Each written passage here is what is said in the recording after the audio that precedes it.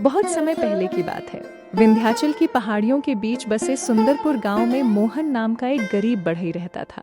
उसके हाथों में ऐसा हुनर था कि वो साधारण लकड़ी से भी ऐसी सुंदर कुर्सियां, पलंग और खिलौने बना देता कि देखने वाले दंग रह जाते। लेकिन उसकी गरीबी ऐसी थी कि लोग उसके हुनर की नहीं, उसकी फटी हुई धोती और टूटी हुई झोपड़ी की चर्चा किया करते थे।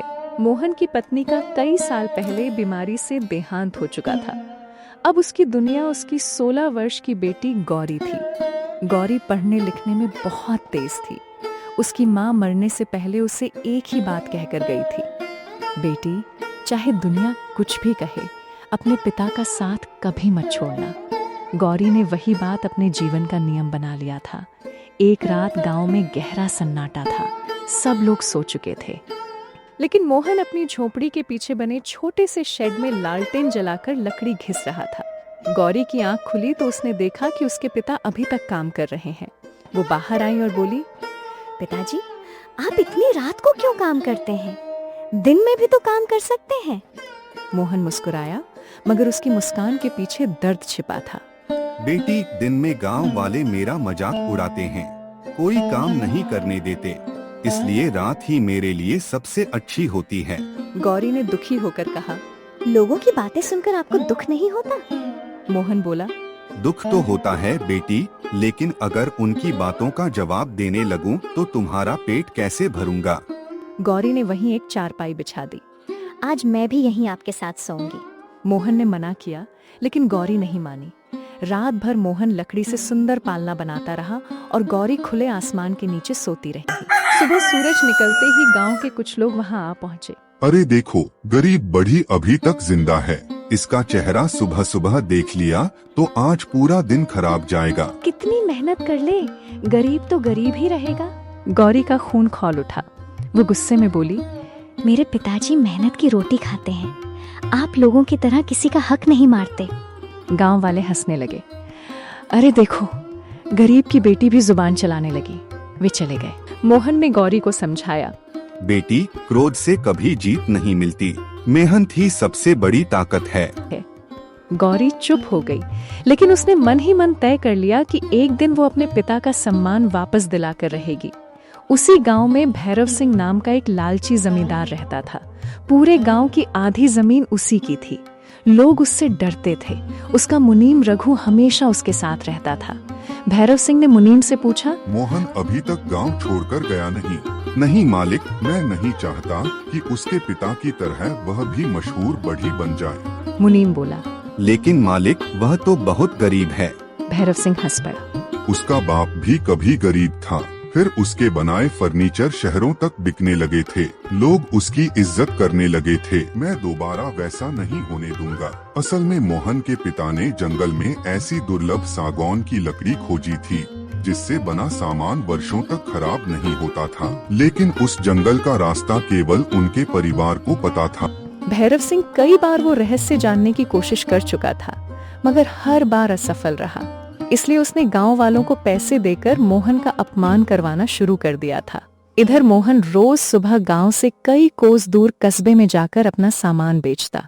वहां के लोग उसके बनाए पलंग, झूले और खिलौनों की बहुत तारीफ करते। एक व्यापारी बोला, मोहन, तुम्हारी लकड़ी बाकी लोगों से अलग होती है। मोहन मुस्कुराया। हर कारीगर का अपना एक रहस्य होता है। व्यापारी ने ज्यादा पूछना उचित नहीं समझा। शाम तक मोहन का सारा सामान बिक गया। दूर से मुनीम ये सब देख रहा था।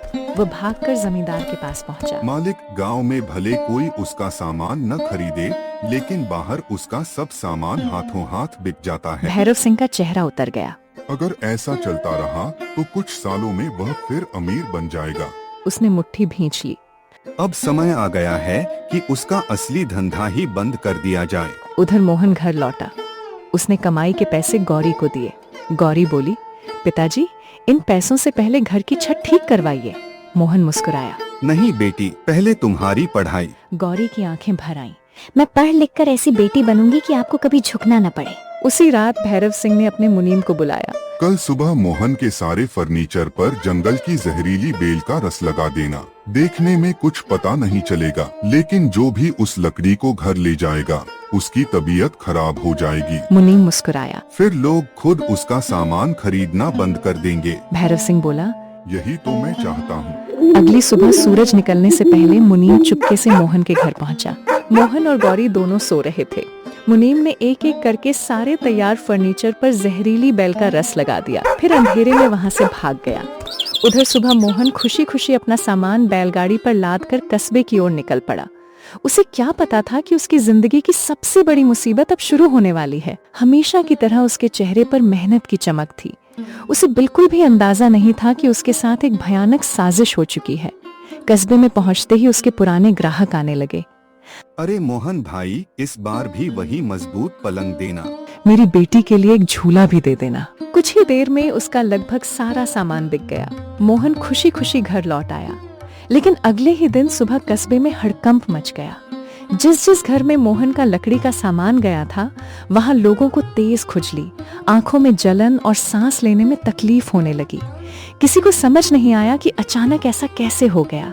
उसी समय भैरव सिंह का मुनीम वहां पहुंच गया। वो जोर जोर से चिल्लाने लगा, मैंने पहले ही कहा था कि उस गरीब बढ़ी की लकड़ी ठीक नहीं है। उसी के सामान से सब बीमार हुए हैं। लोग गुस्से से भर उठे। अब से कोई भी मोहन से सामान नहीं खरीदेगा। उसने हम सबके साथ धोखा किया है। देखते ही देखते ये खबर आसपास के गांवों में भी फैल गई।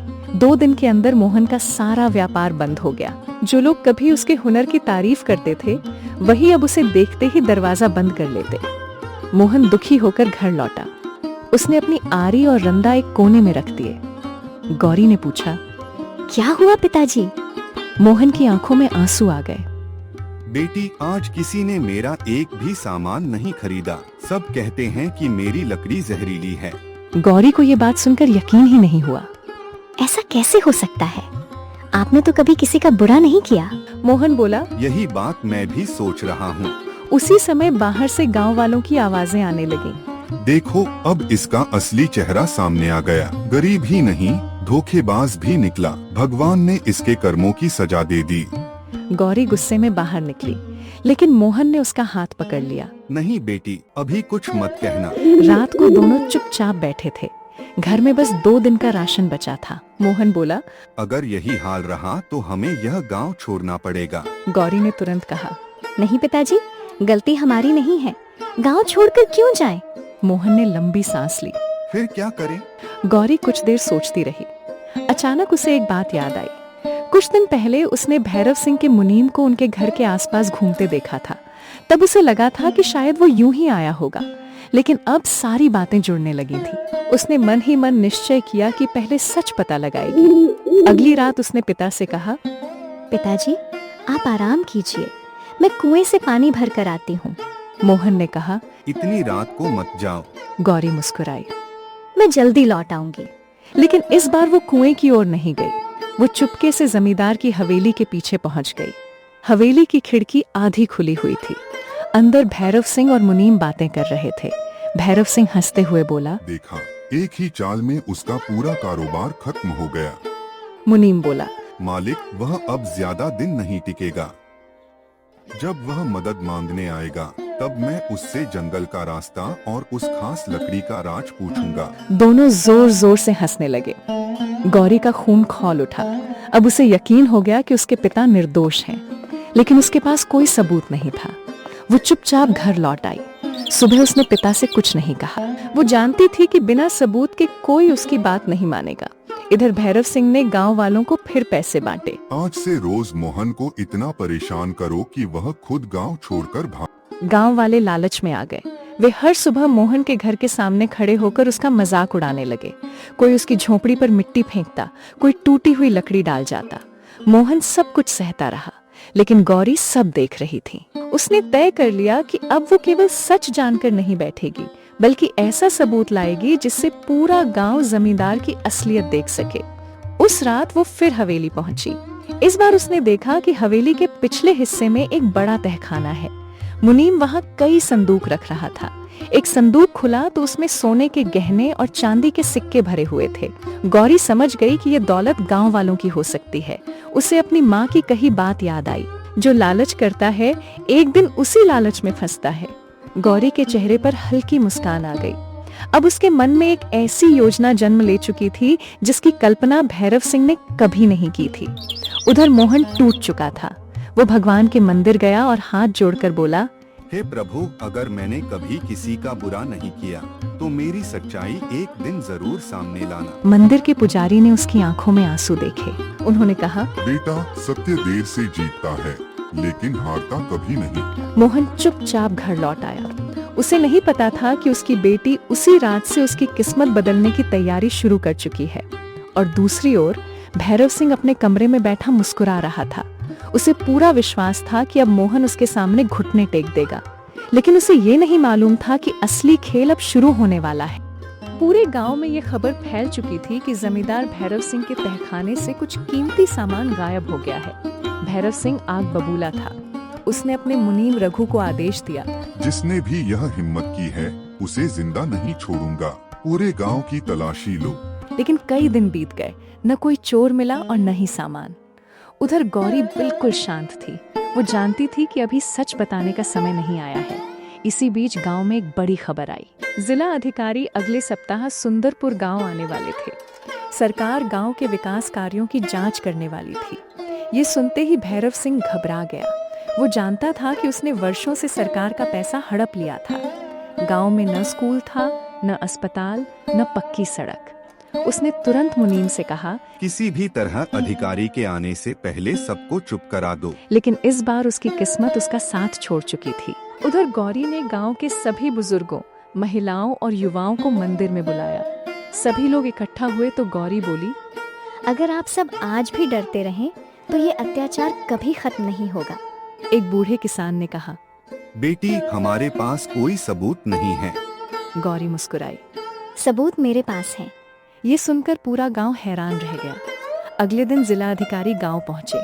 भैरव सिंह ने उनका भव्य स्वागत किया। वो झूठ बोलने लगा।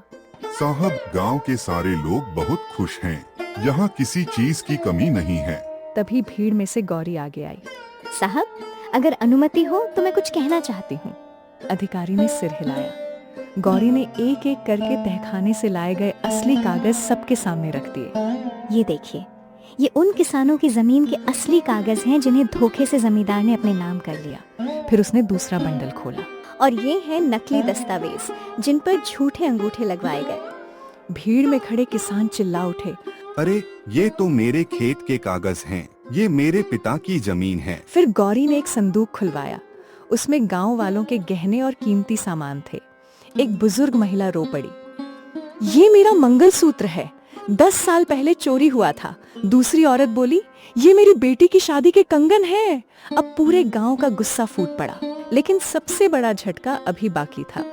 गौरी ने अधिकारी को एक छोटी शीशी दिखाई। साहब, यही वो जहरीली बेल का रस है जिससे मेरे पिता के फर्नीचर पर जहर लगाया गया था। अधिकारी ने तुरंत वैद्य को बुलाया। जांच हुई। वैद्य ने कहा, बेटी सच कह रही है। यही वजह थी कि लोग बीमार हुए थे। सारी भीड़ की नजर अब मुनीम पर थी। मुनीम डर के मारे कांपने लगा। अधिकारी गरजे, सच सच बताओ।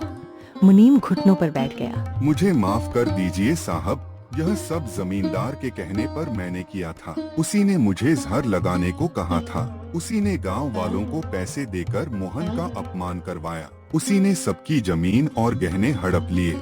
ये सुनते ही पूरा गांव स्तब्ध रह गया। भैरव सिंह चिल्लाया, झूठ, सब झूठ बोल रहे हैं। लेकिन तभी अधिकारी ने तहखाने की तलाशी का आदेश दिया। कुछ ही देर में सरकारी सिपाही वहां पहुंचे। तहखाने से और भी चोरी का सामान, सरकारी रिकॉर्ड और सरकारी धन बरामद हुआ। अब भैरव सिंह के पास बचने का कोई रास्ता नहीं था। अधिकारी ने कहा, भैरव सिंह, तुम्हें सरकारी धन की चोरी, गांव वालों की जमीन हड़पने, धोखाधड़ी और निर्दोष व्यक्ति को फंसाने के अपराध में गिरफ्तार किया जाता है। सिपाहियों ने उसे हथकड़ी पहना दी। वो हाथ जोड़कर गांव वालों से बोला, मुझे माफ कर दो, मुझसे बहुत बड़ी गलती हो गई। लेकिन इस बार किसी का दिल नहीं पिघला। वही गांव वाले जो कभी मोहन का मजाक उड़ाते थे, उसके सामने आकर रोने लगे। एक बुजुर्ग बोला, मोहन, हमें माफ कर दो, हम लालच में अंधे हो गए थे। दूसरा बोला, हमने तुम्हारी मेहनत की कभी कद्र नहीं की। मोहन की आंखों में आंसू आ गए। उसने कहा, मैंने कभी किसी से नफरत नहीं की। अगर आप सब बदल गए हैं तो यही मेरे लिए सबसे बड़ी खुशी है। जिला अधिकारी ने वहीं घोषणा की। आज से मोहन गांव का मुख्य कारीगर होगा। सरकार उसकी कार्यशाला बनवाएगी जहां गांव के युवाओं को बढ़ईगिरी सिखाई जाएगी। फिर उन्होंने गौरी की ओर देखा। और इस बेटी की ईमानदारी और बुद्धिमानी के सम्मान में सरकार इसकी पूरी पढ़ाई का खर्च उठाएगी। पूरा गांव तालियों से गूंज उठा। कुछ महीनों बाद गांव का रूप बदल चुका था। सरकारी सहायता से स्कूल बना, अस्पताल बना और सड़कें भी तैयार हो गईं।